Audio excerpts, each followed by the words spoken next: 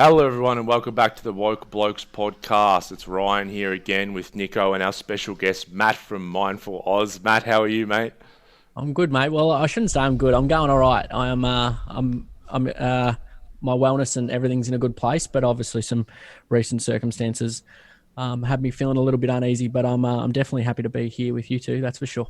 We're happy to have you, mate. We're pumped and Nico, you've got, for those listening and not watching on YouTube, you've got "I love Ryan" written on your whiteboard behind you there. What? Is this like your affirmation that you look at each morning? I'm just imagining, like, you know how Rocky used to look at Ivan Drago in the mirror, but with hatred. But with you might have a picture of me on your bathroom mirror, but with There's love. no hate in here, Hass. There's no Just hate love. in here. It's only love. So, I think I just put it up there to see what your ego would do. Would it be like, oh? It looked at that before anything else. There was like this ripple washed over you, and you sort of settled into just a bit of a niceness there. Yeah. It's so funny, because I even have.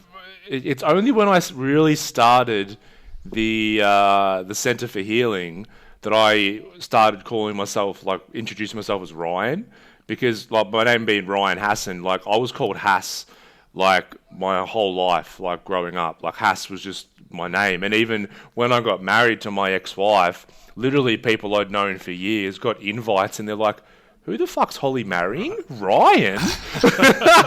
Like, people didn't even know my first name. Yeah. And it wasn't until I started the centre where I'm like, I better be a bit more professional and, start using the first name. So even I'm integrating my own first name. Look which at is you funnily go. enough. Hey, Matt, I don't know if you've listened to many episodes of the podcast or not. I mean, I'm sure you have. I'm sure you've done your homework diligently for the last 24 hours of just sitting in a woke bloke's cocoon. But we tend to do a little idiom at the start of each show, and I think we just came up with one earlier, which was right up my alley. And so we try and just quickly, because we've got a lot of stuff we want to talk about today, but quickly, Matt, who was the first person that would have used that sentence, and where were they? Just let your imagination wander. Somewhere in time, somewhere in history, somewhere on planet Earth, and this person is the first person to say, that's right up my alley. What was the circumstances, and who were they? You know, the first thing that comes to my head when you say that, and this is a beautiful look into my brain, is the Milky Bar Kid. Who just walked into the bar full of cowboys and all the rest of it, and there's the Milky Bars, and he's like, yeah, they're right up my alley. Right. That's the first place my mind just went. Awesome, I love it. Did the Milky Bar Kid have a special alley that he would? Because I had in my head there was a little alleyway in between houses, just around the corner from my joint where I was growing up, and we would walk through there all the time. But I'm like, right up my alley, like, it's a good thing. Like, I feel like everyone used to have their own special alley. I like where the Milky Bar Kid used it, but why the term alley? Why is it? How is it constructed? What if his girlfriend's name was Allie? And there's a cowboy in there who's sleeping with him. And he had my alley. And he had a really kinky, sexual life with her. I think that's it. I think that's how it's done. Hey, who wants to come and get right up my alley? That's the best. Right. That's the best. So That's the Milky Bar Kids walked into the saloon, pushed the doors open, and gone, I'm looking for someone to come and get up my alley. Oh, Jesus. Right. And they were into it, so that's why it's a positive thing. I thought the Milky Bar Kid was so innocent, and now I don't. I don't at all. Apparently nice. All right. What a way to start. I'm glad we sorted that out. That will be the most important thing we talk about all episode, exactly. I'm sure. Yeah. Solved another riddle. Matt, for those who, and a lot of, I know, my kind of audience and people who follow the Centre for Healing, a lot will know who you are and about Mindfull Aus, but for those that don't, just give us a bit of a rundown of your story. You started a non-for-profit Mindfull Aus years ago now, and what did that come off the back of? Yeah, so unfortunately, my journey with, I guess, I work in the field of mental health and prevention, health promotion, all that sort of stuff now. And I guess my journey started at the ripe old age of 12 when I would lose, my first mate to suicide. And between the ages of 20 and 12 and 29 that I am now, I've lost a further 9 friends to suicide. So I guess anyone that goes through that gets to a point where they recognize that they've probably got some experiences that they could share for the betterment of others. And I guess that's how the journey started. And I had no interest in running a charity, and I guess if I had known what I was getting myself into, it might have looked a little bit differently. And but that's how the cookie crumbled for me. And I started a Facebook page in January of 2016 called Mindfull Aus, and purely it was for being mindful of those with a mindful. So it was a platform for people to share their experiences in hope that they would encourage someone else to change the narrative around what it looks like to live and be well, no matter the situation or challenge. So it was my rediscovery of hope visible in other people's kindness that led me to a place of wellness that enables me to sit in this chair right now. So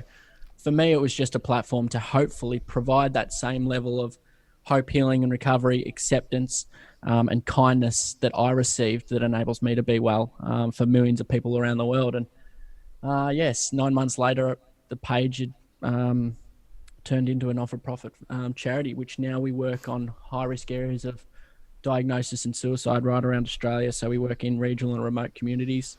We work with youth, so children and youth, I should say, because we work with kids as young as 3 right up until, mid-20s. Mm-hmm. And we work in blue-collar industries, or for the lack of a better word, we work with football clubs, sporting clubs, construction, farming industries where suicide numbers are high and where it's very difficult and not as accessible to get help from professional services and support. So yeah, we what are we now? 4 years, close to 4 years as a non-for-profit, and it's gone quick, but it's just a pretty beautiful thing to be able to go through what you've gone through and to be able to channel that for something better. And I know that I probably wouldn't be here if I wasn't able to do that. So I'm very grateful for the platform that we've got, and grateful for every single person that values the work that we do with kids, with parents, with teachers, with communities, and mate, it fills me full of joy and keeps me feeling alive and bouncing out of bed every single day, knowing that there's always more to be done. I'm taking over. Shut up. So I love how we keep finding and introducing each other to more people working in the mental health field, and I'd never come across Matt's work. So it's this. There's so many people in this industry, and have you heard of Trade Matt? Yes, I have. I've met the boys in Queensland. Okay, yeah. So Dan and Ed. So I started working with Dan and Ed when they just first launched, and then Jeremy Forbes from Holt. Yep. The sort of we all got together and had a dinner one night, and we were just sort of discussing about how there's so many people trying to do the same thing and achieve the same goal, but we're all in different narratives. We're all disconnected. Are you finding that? Are you finding it easy just to do it by yourself, or are you trying to work in with other people? Or Oh no, definitely try and work in with other people where possible, mate. And like you said, people have different narratives and people have different motives as to why they started this, unfortunately, as well. I mean, they might have started out of the right place of their heart, but somehow they've got lost along the journey. So there's plenty of people that I agree with, and there's plenty of people I don't. So I mean, we try and align with the values and which want to reflect the behaviours that we want to put out into the world. And I think, we work collaboratively with many different organisations and people. You named Jeremy Forbes. He's just reached out and helped me in the last couple of weeks with a different proposal that I was putting forward. And, it might not be that we collaborate in terms of Holt and Mindful Aus, but there's things behind the scenes that are always happening, and great relationships that I've formed with some really good people in this field of work. But yeah, I definitely think the collaboration is the key for us creating a more established and more stronger, powerful voice for people out there so that they know what exists. I think that that's really important. And, the more common that mental health becomes, which is the danger, the more people we're going to have jumping up in front of us trying to do their part, which is a beautiful thing. But to know that Australia has some really good organisations out there right now, and what they truly need is the help and support of the people that are passionate about the field. So when you say the more common mental health can become, do you mean the more understanding people are that they all have mental health? Because Yeah, I think the more it becomes understood, the less stigma there is. There's going to be more people going, "Hey, I've got a story to tell. Hey, I want to get on stage. Hey, I want to create a program. I want to help people," and that's fantastic. But I would, as I've always said to anyone, and I wish someone had said to me, to go and support the established. yeah, because I agree with some people as you do, and I disagree with some people as well. And I guess from my perspective, I see a lot of people talking about it, but I don't see many people trying to implement change and give people into society the tools and resources to better self-manage, to better self-regulate, to better be responsible for their well-being. And I guess I'm a bit sick and tired of people smashing out the statistics and trying to drive guys out of fear into, just come at it from a different angle and start educating them. All right, you've all got mental health. There's stuff you need to do to get it in shape. There's stuff you need to do to keep it in shape, and this is what that looks like. Yeah, 100%, mate. And I think that's the role of any advocate out in the country, and that's where this society is sick. Is we have this one set menu for what help looks like, because all we're doing is smashing everyone with, "Hey, if you're unwell, here's a number. If you're unwell, therapy and medication." What people need to understand is the menu for being well is thousands of things long, but nobody knows. Like I have ice baths and cold showers, and everyone looks at me like I'm an idiot. But if only they there's no cookie cutter system, is there? I mean, as you can probably tell, it makes me fired up, because I agree with you. There's a lot of people out there that awareness is there. If you obviously you live under a rock if you believe that awareness ain't there for mental health and well-being. We know the stats, we know where to ring, we know all these things. People aren't ringing them for a reason. We need people to understand that the strength that they can be to themselves happens here when they understand what they can tap into and who they truly are at the core. But the system at the moment, the awareness is just funneling people into a GP and then into a healthcare care plan. And and that'll work for some people, but what I'm hearing from nearly 100%, no, it would be 100% of the blokes that I'm working with, is that system didn't work for them. In fact, it actually exacerbated their condition. So for the mental health advocates who are advocating for people to go to their GP and get a mental health care plan, go on medication, what are you trying to guide people into? I'm trying to change the narrative around what it looks like to live and be, and that's, making people aware in this country that the core fundamentals to being a human being are love, belonging, connection, contribution, growth, these sorts of things. And once we understand how the human being works, we can show up and provide them what they need every single day, because we all have what that takes. And it does, by throwing them and handballing them to the next person and to the next person and throwing them through into a system that they get spat back out the other side, is not showing them the key fundamentals of what it looks like to be a human being. And that's love, belonging, connection, contribution, growth, creativity, all of these sorts of things. So, yeah. And I think we're at a phase where the word used was perfect, Matt, was menu. It's like there is this whole menu of options, but just not enough people are aware of it right now, because there still are these set pathways. And I found it in the rehab industry, and like you said, I tried to form, because we were outpatient, I was trying to form some good relationships with people in the inpatient space, and like you said, I did end up finding some that were doing it for the right reasons. They were in it for love and help the person, but the majority had got into it for the right reasons, but now it was just simply let's churn out as much money as we can. Because what happens, you start something and you're on the ground floor, and all of a sudden you grow, and then you have staff, and then there's management and everything, and now all you see up here is not the person, but you just see a profit and loss sheet, and you're like, hey guys, last month we were down this much, and then all of a sudden we've got rehabs ready for people to remortgage their houses and take out all this superannuation and this kind of stuff, and it becomes so clinical, and then their success rate is about 10%, and it's like, what the fuck? Like, I remember speaking to a doctor's clinic early on when we started the centre. It was hilarious. Like, me and Melissa went to all the healthcare clinics around us in Hampton just to let them know, hey, we're here. This is what we do. It is different, but, if there's a client that you think might be able to benefit, as well as whatever you're doing, let us know. And we would have people get up and walk out on us. First of all, you had to bring the clinic lunch if you wanted to talk to them. So I was already pissed off because Melissa's like, oh, we've got to stop and get sushi for 20 people. I'm like, the fuck are we getting sushi for 20 people for? She goes, you have to bring them lunch or you can't even talk to them. I'm like, you got to get past the gatekeepers too. I'm like, okay. And then anyway, they take like their 4 sushi rolls, and after we start talking, just fucking leave the room. And then the guy who ran the clinic just said, you guys have got a fair bit of balls coming in here talking about this stuff. And I'm like, what are you talking about? And he goes, we know that when we get a client coming in with a drug addiction, we refer, I won't name the place, but I said, we refer here. We have our referral pathways and they're fine. I said, that place you just mentioned has a 10% success rate. So you're sending them to a place where 90% of people are going to relapse within 6 months after getting out. So like, are you giving them the right care? And he didn't say too much after that.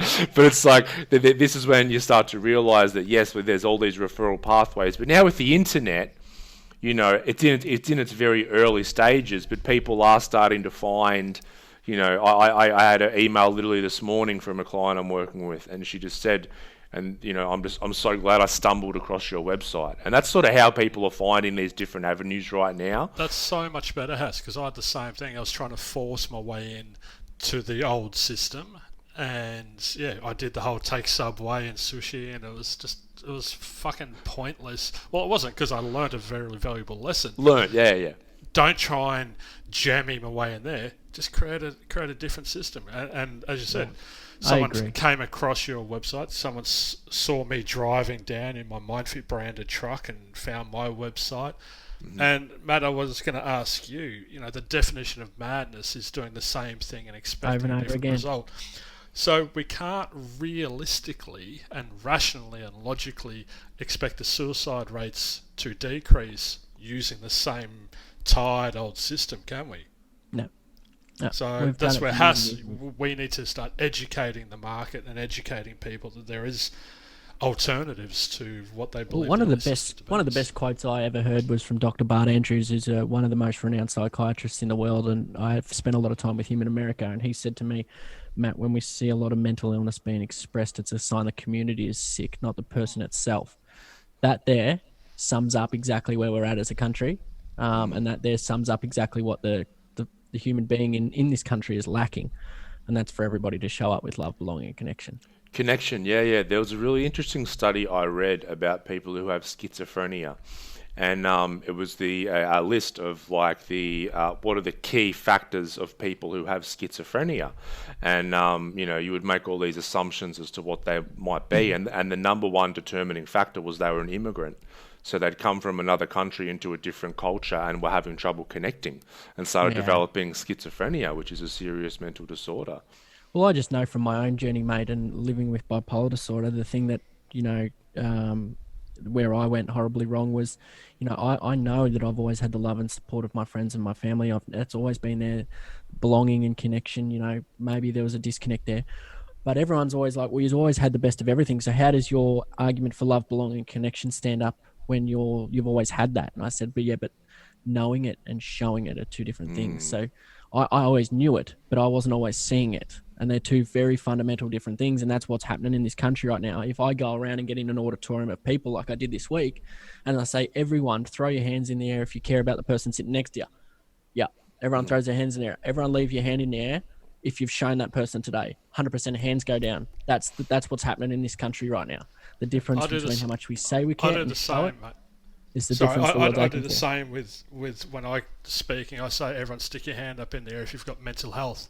In a room full of 100 blokes, 3 people on average will stick their hand up. And I say, what do you guys put your hand up? I've got anxiety, I've tried suicide, I've got schizophrenia.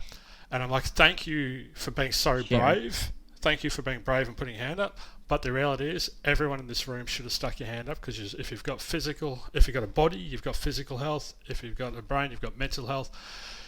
We've all got mental health. So this is the thing that shits me, is that it doesn't shit me. It's something we really have to work hard to change, is to educate people that if you are ignorant to the fact that you have mental health, then you're not in a position to look after it. Yeah, and even people with mental illness still have mental health. So there's still people with mental illness can still attend to their mental health, and in those times where they're capable to, you know, look after it and think in a way that they want to think, it's going to improve their way of life so much more than if they just go, but I've just got it, this is just how I am. I mean, we facilitate mental health first aid trainings here at Mindfull Aus, and I mean, we've got 24 people going through it today as well, which is a beautiful thing. But I sit there, and what I do is when we're in person doing it, I have a whiteboard, and I'm not a part of the training, but I just hear and notice what I listen, and I scribble notes on the whiteboard, because at the end I do 15 minutes of what I've seen and what we're going to change in this 15 minutes. And, you know, all day I hear suffer. And I'm like, see, what we're doing for this country and this world is every time you say that mental illness and these things, bipolar, depression, anxiety, are a suffering, we are painting that picture for the next person who gets their diagnosis to go, well, I give up. I'm suffering. It's a life sentence, instead of saying, hey, I live with bipolar disorder and it's a gift. Yeah. And if someone had told me that, I would have walked out of the clinic bounding and with energy, rather than believing for many years that I was a defect of humanity and that this was a life sentence. Yeah, it's all about how it's framed for you, isn't it? And that's the same with mental health and mental illness. We just need to reframe and change our language, because it is not a suffering. Suffering's a choice. And the choice that I made is not to suffer. After many years, I sat there and did to suffer for a long time, because that was what I thought existed for someone with bipolar disorder. I thought that that's all there was to it, that I was living with something, that I was a broken machine instead of a person whose needs weren't being met. How's this for a snapshot into society, though? When I asked that question at one meeting up in Swan Hill, who here has mental health, a guy came up to me afterwards and he said, mate, it was a real interesting way that you asked who here has mental health issues. And I said, I didn't ask that question. He interpreted it, he added on issues at the end of it, because as soon as you hear mental health, there's such a strong link in society to add issues or illness or something after it. Yeah, it's a lot of people, a lot of bookings that I receive. Mindfull Aus is a mental illness foundation. I'm like, we're a health promotion charity. And they're like, oh, same. I'm like, no. No, it's not. No, it's not. He's into semantics, Hass. He's into semantics. It's, that's where we've got to reframe these things. I mean, yeah, a lot of people out there believing that what they've got is an absolute burden, and it doesn't have to be that way. There's a really good TED talk. I haven't watched it in years, but I'm going to watch it again, because it actually, when I was going to TAFE doing the diploma, I was doing my mental health first aid, and it was the mental health first aid guy that actually showed this clip, and it's a TED talk. The name's Eleanor Longden, and I think it's The Voices in My Head, and it was like at the end of the whole thing, and he showed it. I don't know why he showed it, because he said, oh, this is just a bit of a out there, interesting way of looking at things. But I watched it, and I'm like, this is an interesting, out there way. This is the way things should be done. But anyway, her journey was one of started getting voices in her head, which would start to narrate, like she opens the door, she goes and sits down, and all this kind of jazz. And then and she kept she told a friend about it, right? She was young, and so the friend said, oh, that's something wrong with you, like, don't listen to that, try and, push it away, go and see a doctor. And so she went and saw a doctor, got put on medication, they're trying to make these voices go away. All of a sudden, it's obviously a part of her that's trying to tell her something that she's suppressing. So now it's telling her to do bad stuff, and it's telling her to go and tip her water over the teacher at school's head. It's telling her to start fires. In the end, it got so bad that in their house the parents had to have plastic cutlery, because she would use the cutlery to harm herself, because the voices in her head would tell her that all the time. And anyway, this where shit went on for years, and she was told she's going to have to manage this forever. And then eventually, I don't know how, but she came across a therapist who just said, look, what if we just started listening to the voices in your head and give them the attention that they deserve, right? Okay. I remember sitting in the classroom starting to tear up, where everyone else was like, "Oh, this is weird," and I'm starting to tear up, because all of a sudden, I started listening to them, and they had needs, that I was ignoring for about 10 years or however long it was. And because I was ignoring them, they kept getting more and more vicious and more harsh. And all of a sudden she started listening to them, and she was, obviously able to go off the medication. And she says, I still get the voices sometimes, but they don't ever tell me to do anything bad. And she's actually started a non-for-profit called the Voices in Our Head to help people who have this same thing, not ignore this part of us and see it as defective, but to see it as a part of us that has an unmet need. that's very similar to A Beautiful Mind with Russell Crowe in it, and on Dr. Nash. I mean, he ended up making friends with the voices, and I mean, it's the same thing with my core limiting belief system. I mean, I believe I'm a burden on the world, and that's why I do the work that I do. But when burden reared his head all the time, I'd try and kick back off him and ignore it, and I don't want to, instead of now, when he rears his head, it's just like, hey, I know you're there, and I know you think that I'm a burden, but what we've done while I believed I'm a burden, it's been pretty bloody beautiful. So show your face, keep showing up, because together we can create magic for the world. So, but that's the power of what can happen when we embrace instead of push. Yep. And I think that's what so many people live in fear of this thing, and this fear of being different or wired differently or having this thing. They see it as that deficiency, which we talk about, Hass, instead of embracing it and incorporating it into their life and accepting it within the parameters of who they are. And because without that self-acceptance, you can have no inner peace or contentedness. Correct. No, because you create a shadow, like Carl Jung says. You just create a bigger and bigger shadow that'll just want more and more expression. Yeah, I mean, it's just like all the people that when as soon as I say if someone walked through the door now with a cure for bipolar, I'm not interested. And people will go, well, that's bloody ridiculous. How can you say that? All these people out there suffering and you're sitting there saying it's a gift. And I'm like, yeah, well, imagine if 800,000 people in Australia living with bipolar disorder turned around and said what they're living with is a gift. This world would be a better place. But instead, we've got 800,000 people believing that they're looking for a cure and they're holding on for the fact that there might be a cure one day.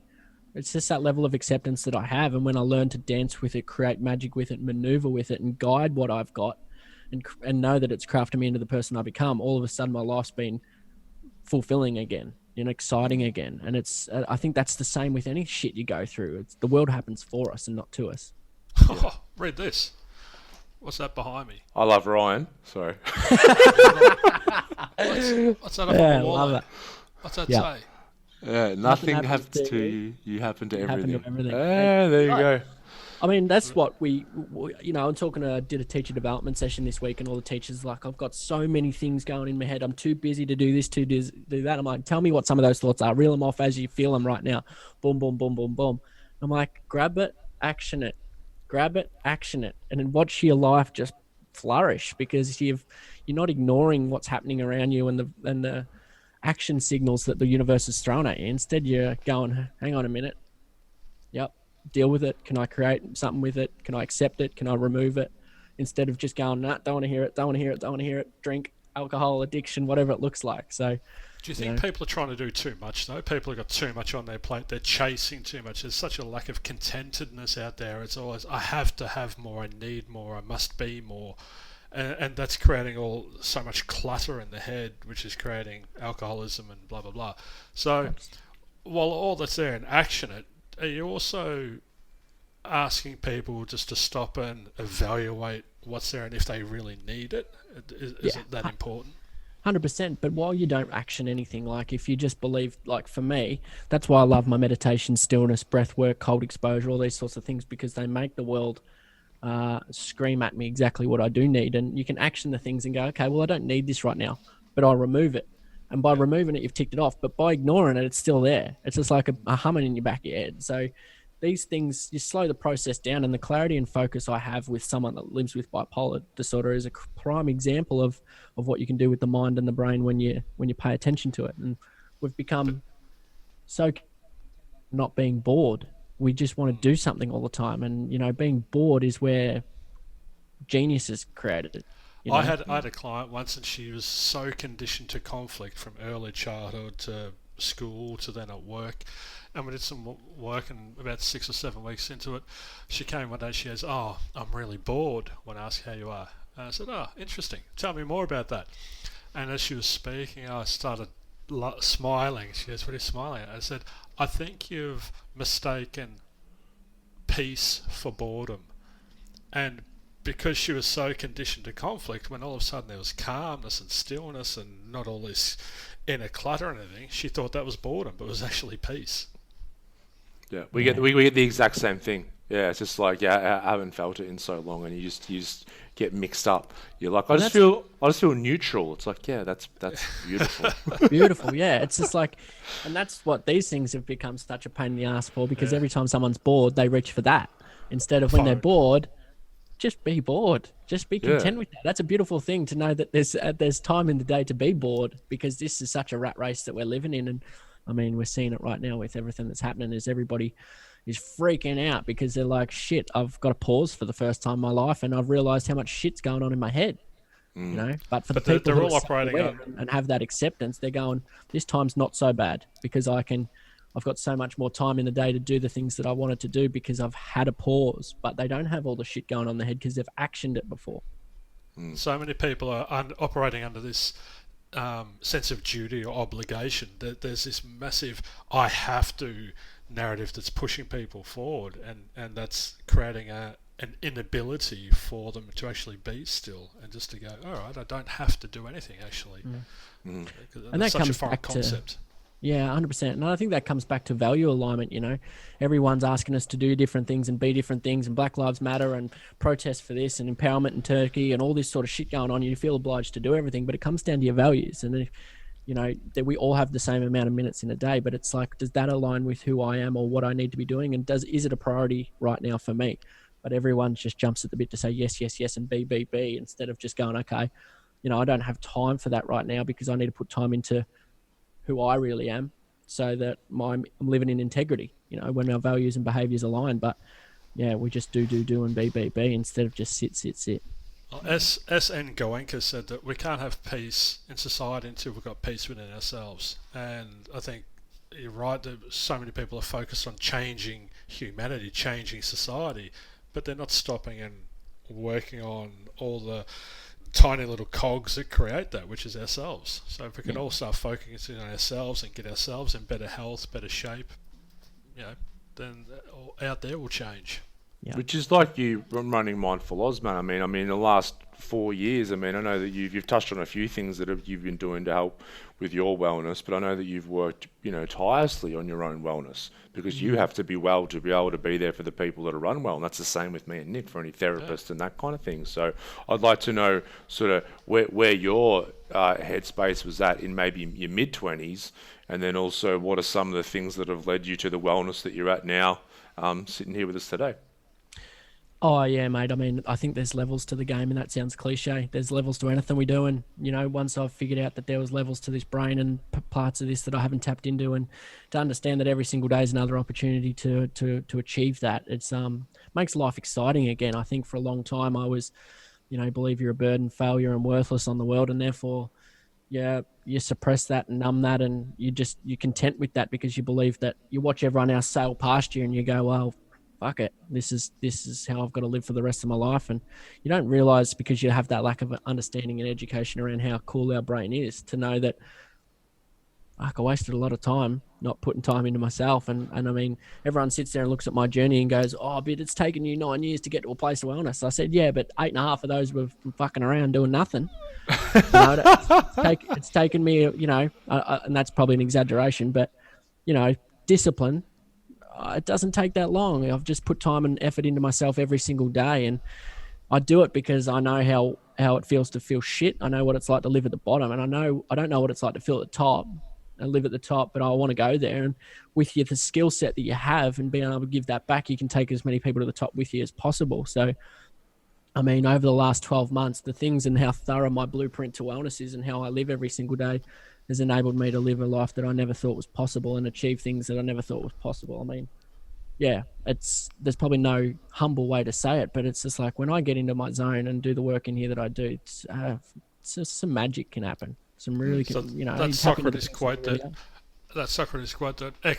we are what we repeatedly do. So excellence, therefore, is a habit, not an act. And I think a lot of people get caught up in doing an act of meditation or an act of health or an act of well-being. But as you're saying, it needs to be consistent practice. It needs to be disciplined practice. Yeah. I know exactly if I have a day off doing the things that I normally do. You know, I won't go completely cold turkey on everything I do, but if I drop a few things out of my wellness plan every single day, and I understand that my brain's a lot different to other people's, and everyone's is, but if I take a day off and start eating shit, don't exercise, don't jump in a cold shower, don't meditate, don't practice gratitude, I can guarantee tomorrow's crap. You know, and that's my brain's different than everyone else's, but that's the process you do by consistently doing these practices. You work out what works for you and what doesn't. Doing that stuff for me tomorrow and today and every day after that is not a chore. It's a want, and it's a want because I know that there's levels to this game, and 99 point something percent of people go to the deathbed only tapping into 30% of their brain's capacity. So I'm going to do whatever I can to be the exception and live a life that I never thought was possible, just to show other people that they can do the same thing. It's funny when people look at their health and well-being that they only see it as a Monday to Friday job, and on the weekends I can relax. I don't have to do it. I can binge on the weekends. I can not look after my health, and it's just a like weird I'll thing. treat myself. Yeah, it's a health is an everyday thing to tend to. It's like try having a baby, boys. You forget all about that, because it's not like, oh Tommy, it's Sunday. Can you please sleep in for another hour and a half? Doesn't work that way. I had the client I was talking to you about before, and last week she was talking about how irritated she gets when her young girls wake up at 5:30 in the morning and start playing. And I said to her, all right, I want you for the next week just get up and observe them and look at why you're grateful for the fact that they're getting up at 5:30 in the morning. And just that simple little shift and reframe. She was in tears in today's session because she goes, oh my God, and then it just led to this flooding of gratitude for so many other things. And she was really embarrassed about how she hadn't seen it, how she couldn't see how great a gift it was to have these girls playing at 5:30 a.m. Yeah, it's funny. It's like you said, Matt, and a lot of people. I've said this before as well. It's like, oh, how much time have I wasted? But it's like, I think we can only have these realizations when we're ready for them. Ready. And, I had a client last week, and she would be late 30s, maybe 40, and she just had a moment. We went back through an event, and then she just burst out laughing. And then after the laughing, she just started bawling her eyes out, crying. And I'm like, oh, what's going on? She goes, I just realised that I've spent my whole life, just worrying about what other people think. And that's been my main thing every single day.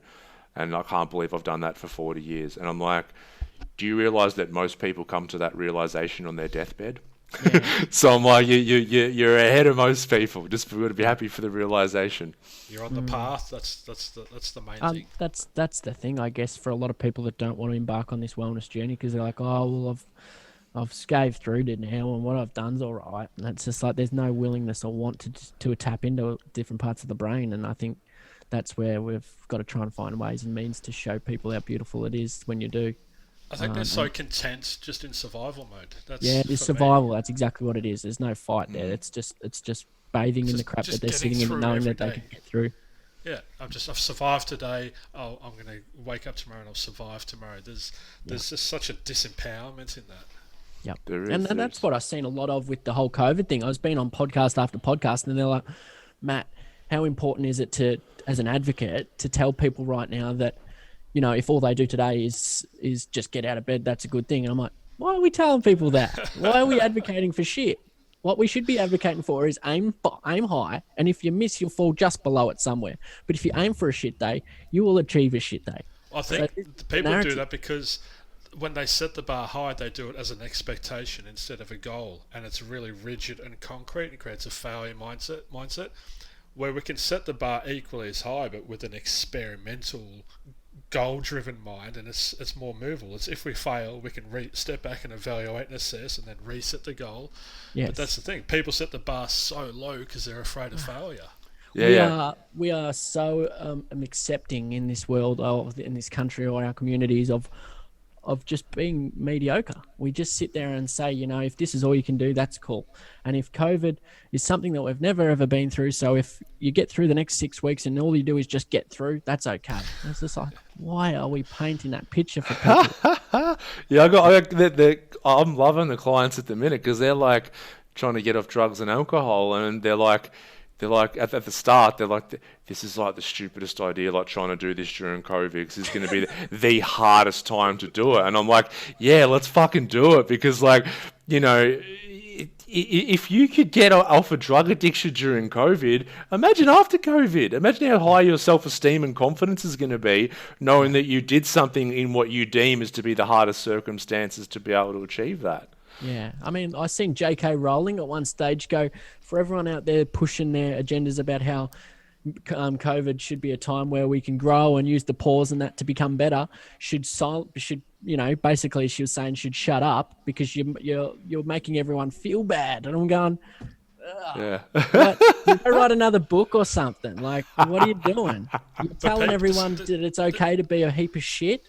Like, that's dangerous. What's really going on is I think, if you look beyond all of that, what you're really seeing is classic human nature. People just want to stay in their comfort zones. People just want to be nice and comfortable. People don't want to have fucking cold showers. People don't want to get up at 5 a.m. and go do push-ups. But this is the thing. Like, once you override that old programming, that old narrative, those limiting beliefs, that conditioning, you push through that, then you see that that's where the magic happens. But 80% of society want to live in their comfort zones. Yeah, you build a healthy relationship with everything in your life that causes you stress, pain, discomfort, or a challenge. Essentially, your life's conquered. So, I mean, I don't like cold showers and I don't like ice baths, but I mean, if I build a healthy relationship with them, the water temperature doesn't change. It never gets any easier, but my mindset changes, and that way I build this relationship where the cold is my friend. And that's the thing that we do with anything in life, and that's just one example. But people don't want to do 2 minutes of stress. They'd rather live a lifetime of it. And so it's just like, for me, it's an easy trade. Like 26 minutes of exercise a day is 12 hours of good positive brain health. I'm going, well, I don't really like these runners and I don't like getting chafed, but I'm going to do it. These are the things that we've got to change. And people don't understand that. They'd rather go, oh yeah, no, running's not for me, or meditation. I just can't meditate. My head's too busy. And it's just like, well, you continue doing what you're doing. Come and do 2 hours of it then. Yeah. Go out and live in a nice bath. I have the same thing when I'm running my meditation classes. I do Vipassana, so sitting in stillness. And people look at that and go, oh, that looks really peaceful. I'm like, you don't know how fucking hard you're working internally just to not move a muscle. Like, it's excruciating sometimes. But it's like the people who say I can't meditate because I can't sit still. It's just like, that's the last thing that you need to worry about in meditation is sitting still, because you're just putting so much time and effort into actioning things. That's the beautiful part of it, seeing things and hearing things that you didn't know existed, instead of they're worried about I'm sitting on it. I can't sit still for 5 minutes. It's just like, wow.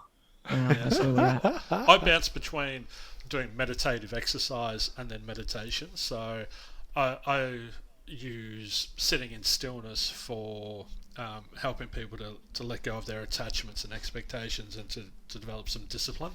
But then we'll bounce out of that and we'll go and do some juggling or slow walking. Mm-hmm. So essentially I'm just trying to help people to be present and just to observe, and that's what the sitting in stillness does, is observe that sensation.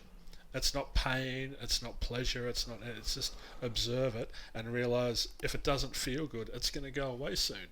But if you become so reactive to it, as soon as you feel discomfort, you go, oh, ouch, and you try and move away from it. And you're doing that on that micro level, then imagine what you're going to be doing out here in the real world. No, 100%. And like you said before, anyone who can't sit still for 5 minutes will do it for 10 then. So yeah, exactly. Matt, tell us about this new project that you've just started up, Reflecting and Ascending. I'm excited to hear about it. What's the origins of it and what's it all about? Yeah, so I just really, mate, there's playing the space of prevention every day, it looks like, but and telling my story and things like that, you get to a place where, as I say, when I walk out on stage, if all that comes of this today is that someone else looks at me and goes, I can do a better job than that bum, well, then I'm happy, because I don't want to be up here telling my story all the time. It's still something that I would, prefer not to do, but I do it because I see the need for it. However, I just got to a place where what really fuels me is not playing at the bottom of the cliff. What fuels me is shifting people's mindsets and empowering them to understand the different skill sets that are available to them when they tap into the person of who they really are. So, I want people to engage with themselves, the people they love and the people around them from a place of inspiration. And I want to do that by teaching people about the strengths of who they are, their values, communication skills, the growth mindset, all these sorts of things that have enabled me to get to a place of wellness and completely remove myself from a conversation around suicide. I mean, Mindfull Aus is always there. It'll always be my baby. It'll be the thing that I sit back and continue to put time and effort into. However, the stuff that really fuels me and drives me is getting people at the top of the cliff, and that's showing people the beauty of who they really are, as unique as they are, and helping them, I guess, flex the muscles of their emotional struggles. So it's more you stepping into this space of more working with people one-on-one based on what you've learned over the journey, as opposed to the speaking and everything. Yeah, I mean, for a long time there, I was in this mindset that I had to do things by the masses, and while it's really good to hit the numbers that I do, I really want to work with the people who really want to be worked with, and like the work you do. You want to be there with the people that are throwing their hands up and going, hey, I want to be better, and whatever that looks like. If you want to be better in business, let's do it. Like, there's tools and strategies and techniques that I use that are good for all different,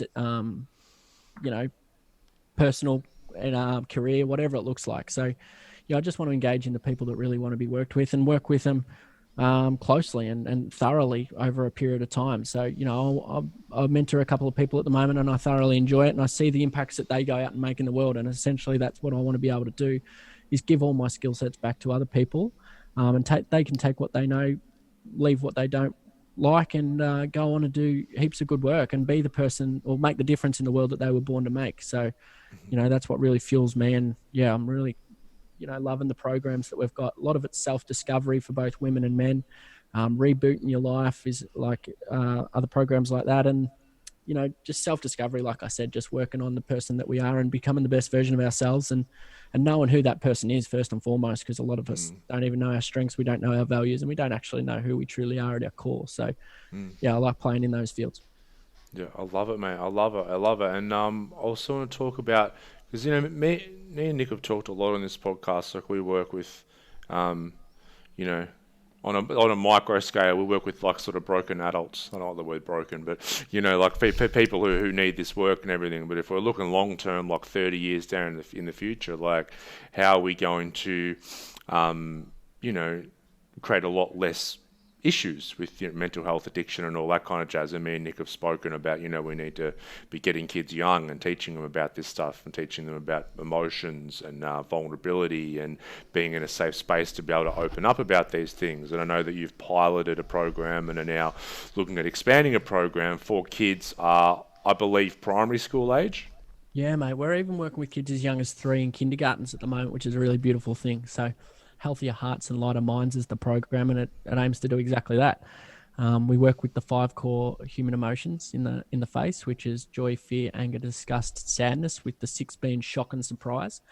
And there's years and years of evidence around that. So we just tap into that and tap into that, and to create the dialogue for these young kids, these young champions that show us the true meaning of life, to find ways and means where they grow up and be able to identify their emotions in themselves and others, control their emotions with a range of different techniques, and express their emotions with a range of different techniques, or find the help and support that they need. So I think it's really important that they work out and find ways to articulate what they experience. I think there's a lot of men, and men get harshly criticized for being the ones that don't want to speak out, but there's enough evidence to suggest that the spaces held for men are ones of recoil. So we have to find ways in which these men know how to express their emotions or articulate their emotions in a way that doesn't make people recoil. But a lot of the time, blokes will struggle being vulnerable, and that's, I think, what you're really going to teach these kids, is to create a space to be vulnerable in, and to feel safe enough to express their emotions. But I'm working with so many blokes who say, well, I try and tell my partner, I try and talk to someone, and they just run straight over them. They run straight over their emotions. So then they go, well, fuck it. I tried. I put myself out there, and you don't listen, and I'm not heard, or you say I'm an idiot, or you call me a poof, or I'm weak. I'm just going to retreat and shut these bastards down again. That's why it's such a long-term thing. It's like this, because it's like, you teach these kids in schools, right? All these beautiful tools, techniques, and understanding around emotions. Then they come home to emotionally unintelligent parents. So you kind of got this, that they're getting 2 different messages. Because one of the main issues is that emotions get shut down in the home. It's like, as a boy, we start to have a tantrum. It's like, that's bad. Go sit in the corner. So all of a sudden we learn to just suppress. So now we're teaching the opposite in schools. But it's like, eventually, and then so if you're talking about Nick, a grown man, and then their wife, like, that's their wife's just got that emotional unintelligence as well, because she probably saw that from her father when she was younger. Well, is it that though, or is it? And this is at the risk of triggering women's lib. Is it more a feminine thing because they tend to put their emotions before a man's emotions. They're more emotionally driven creatures. They, well, why are we talking about your feelings? We should be talking about my feelings, because that's what I'm hearing. That can work both ways. There's a huge amount of evidence right now, and Brene Brown's been doing it for a long time. There's a lot of evidence around the fact that when men are posed with the question of how they're feeling or talk about their thoughts, feelings, and emotions, they will normally jump at the opportunity to, but it's the space held from, like we talked about. And what it shows, that evidence is so clear as day, that shows Brene Brown, and she talks about it a lot, is how that women, when they have their partner tell them their thoughts, feelings, and emotions, they recoil and run away from that conversation immediately after they ask the question, because of the fear of having a feeling like they're got to be a parent to them instead of a partner to them. And they don't want a man that they have to be a mum to. So that's why men recoil in the fear of having conversations with women. And that's where we're harshly criticized, a lot of men, for not being open about our thoughts, feelings, and emotions. Because for some reason I can talk to men, and I bet you two as well can, and they'll quite comfortably talk to me about their thoughts, feelings, and emotions. But for some reason, they don't find that comfort in many other places. Open. Yeah. So Correct. Absolutely. I mean, I'll tell my story to as many people as humanly possible if they're willing to hold space for it. Exactly. I always have been. And so we need to teach people, it's got to be two-found effect, teach people how to hold space for others, and then teach the others how to communicate and tap into and connect with and express what it is that they feel. And relationships are the hardest, because like there's a dynamic in the relationship, and so that dynamic has been fairly solid for people for 5, 10, 15, 20 years, however long it is. And now, look, I'm going through something similar now, because I'm starting to create some different boundaries for myself in the relationship. And so now Melissa has to sort of integrate my new boundaries. Now, she obviously is pretty woke herself, so she understands that's what's going on, and she will do her work to integrate that. But when people aren't aware of this stuff, all they see is my partner changing the dynamic of the relationship, and that's very uncomfortable to me. Hang on, he hasn't spoken about his emotions for fucking 20 years. Now he's pouring his heart out to me. That's a massive dynamic change, and that's going to shake her up completely. Yeah, and if she's not willing to be able to hold that space, that's why it's going to create issues, I believe. I'm having something similar but different, where my partner tells me to stop being so sensitive, and that's a misinterpretation on her behalf, is I'm just expressing my needs or whatever. But then I'll have an emotion, I'll be disappointed or I'll be frustrated or something, and then she turns out and uses it against me and says, oh, that's just you not getting what you want. And I'm like, and then that just fucking crushes me even more. Yeah, you know? well, I'm in a different scale because I don't have a partner, but this is so relatable, and it's vulnerability in myself sharing this. But the last 3 people that I've gone on dates with or seen have all said the same thing to me. Matt, I'd be too cold for you. You're too sensitive, and I don't know that I could deal with someone that speaks so openly about their thoughts, feelings, and emotions. Like, I'm too cold for you. Like, that's my problem. That's something that I need to go and deal with. Like, this is what's happening for me in the dating world as a man, because girls don't want to hold the space for someone who is so open and honest about what they experience. Whereas, but I think what Has said earlier made so much sense, is they don't want another child, like to look after. They want a man who is emotionally self-sufficient and doesn't have any needs whatsoever, and is just, I am here for you. I'm the rock. I'm your rock.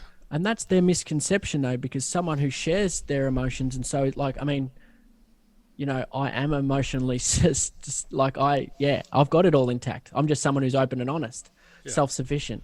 But yet they see it as, oh, he shared his emotions, no-go zone, red flags, you know, and that's the misconception, you know. Someone who talks about their thoughts, feelings, and emotions is self-sufficient.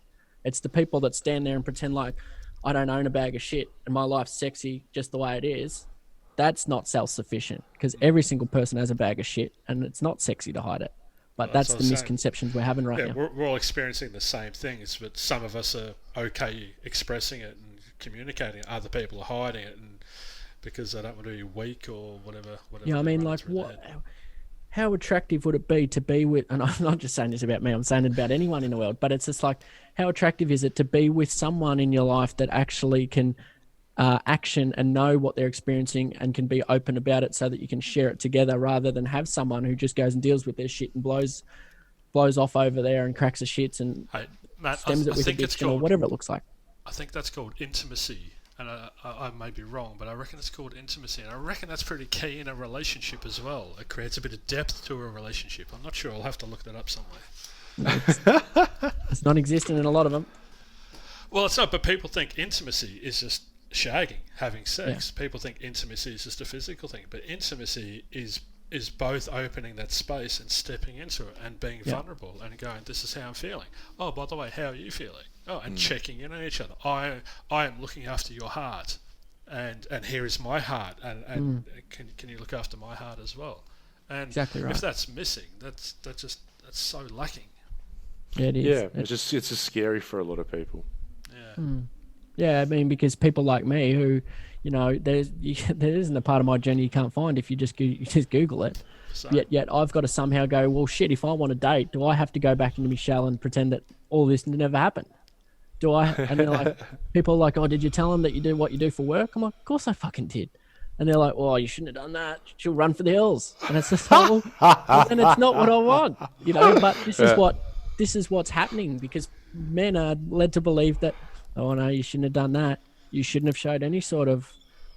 She'll find your past, and I'm like, well, imagine finding someone that's owned their past. Jeez, that might be. They're gonna find it eventually. Yeah, I'm like, that must be scary knowing that someone's had a shit past, but they've gone on to do beautiful things with it. But instead, it's like, no, you should have just left the past in the past. Like it is what it is. It's this image that we're trying to hold up. It's right now because we're in Thailand and we have cars.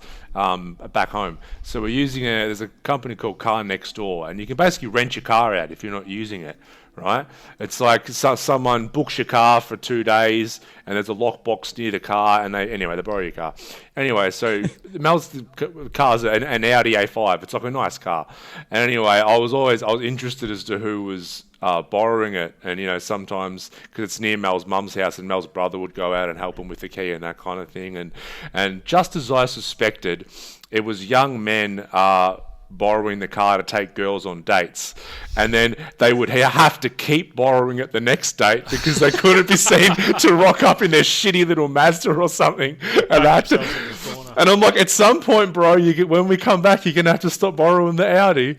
But it's this persona that we want to show up that, I'm successful and, blah, blah, blah. And look at my car instead of my emotions. Yeah. But for those of us that are sensitive and okay with sharing things and are open and vulnerable, that gets mistaken for a weakness instead of a strength.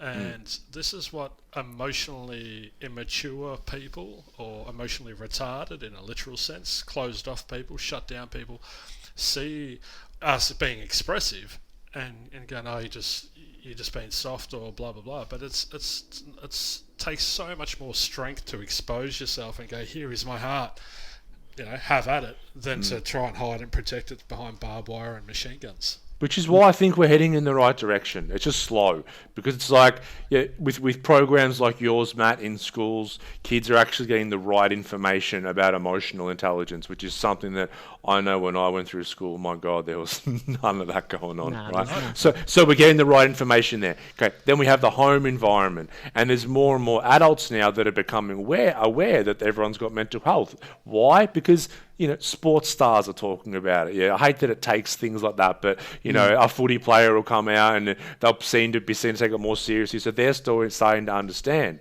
So all of a sudden, these kids that are now learning in schools who are 3, 5, 7 years old, one day they're going to be parents. And they're going to be able to teach the home environment a lot better emotionally. Plus, there'll be still more emotional stuff going on in schools because it's going to be so successful. So it's like it's going to feed off itself, I think. I think it's just going to be a 30-year process. Oh, if not longer. But yeah, it's the idea is generational, for sure. Yeah.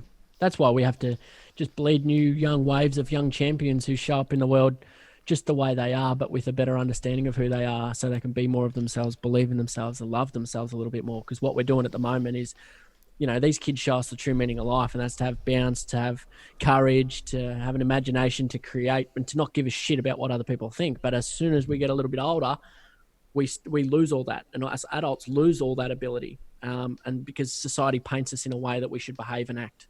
Whereas, as I'm saying today to people that are whinging, bitching, carrying on about COVID on the internet, it's just like, see someone with a different opinion to you, take a backward step and just go, okay, isn't it beautiful that there's other people in the world that think differently to me? Isn't it great that we're not all the same? And just have a breather. But yet we try and paint this picture that you have to be like that, you have to do like this. And therefore these kids with beautiful imaginations and so much creativity and energy about themselves just get smacked on the head because we are led to believe that we have to be something, but they also don't know how to articulate what they're experiencing when they're experiencing it. Yep, so true. Nick, we've lost your audio. You're talking, but I can't hear you. I'm sure it's very, very beautiful stuff, by the way. I love this.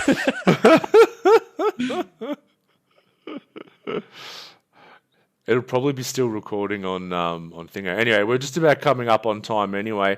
Matt, where can people find you? What channels? Where can they get in touch? Yeah, just all the social medias. You'll find me at Matt Runnalls. MattRunnalls.com is the website as well, which I'm doing all the new stuff, and there's online programs and things that we're doing. And obviously there's charity at Mindfull Aus, which is, we're always looking for people to join in the ways in which we're trying to achieve more resilient communities. And yeah, it's a pretty beautiful thing to be working with all these kids. So as I always say, don't just follow the journey. Let's see how we can do things together and reach out if there's ways in which we can change the world together. So there's the best is yet to come. Yeah, and I think that it's this connection piece, I remember that event that you hosted, that you invited me out to speak to down at Warrigal, and obviously for very tragic reasons, someone in the community, a young fellow, had committed suicide, and it's those things where you have a room of 300 people, whatever it was, but by the end, everyone feeling very connected, that we're all on this journey together of just trying to work out how to be a human and get through this thing in a happy, healthy space, and connection is such an important part of that. Yeah, it's a pretty beautiful thing when you can just have, as we did that day, you just have some blokes that are just everyday blokes like you and me rock up on stage and tell their truths, and it encourages more and more people to do so. So, it's unfortunately we met in tragic circumstances at that event, but hopefully that we can create events where people in the numbers, 400 or 500 like did that day, in regional communities can show up and go, this is important to me and I don't want to be on the other receiving end or sitting 15 rows back, 4 seats across at a funeral like I have. So, hopefully we can be proactive in our approach to changing what the world looks like, not only for ourselves, but the next generation of young legends. Love it, mate. Love it. And you're a legend yourself, mate, and we're so happy to have you on today and really, really appreciate the work that you do, and I really appreciate our friendship. And I appreciate not hearing Nick for a bit, to be honest. I'm really enjoying this little last bit of the podcast. Yeah, oh, no. He's rubbed out the love heart of Ryan. Oh, no. I Ryan. That's profound, actually. All right, mate, we'll let you get back to it. And, mate, once again, we appreciate you and your work, and we encourage anyone listening to get in touch with you and your work. Awesome, lads. Thanks for having me, and continue to do the work you're doing, because it's making the world a better place. So thank you. Beautiful, brother. Peace out. Cheers.